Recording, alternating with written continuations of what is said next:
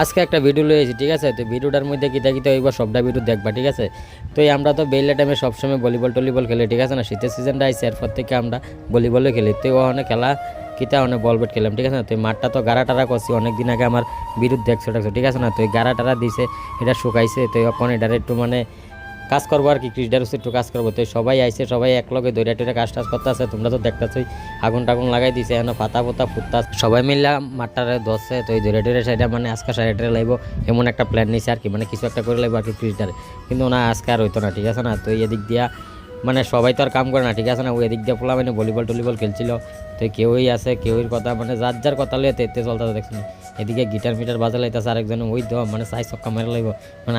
তো ওই তোমরা তো দেখছো, ঠিক আছে না? মাঠের মধ্যে কিতা কিতা করতে ছিল পোলা মানে, ঠিক আছে না? কেউই জল আনে, কেউই শুকতেছে, কেউই বাড়াবাড়ি করতেছে, কেউই শয়তানি করতেছে, ঠিক আছে না?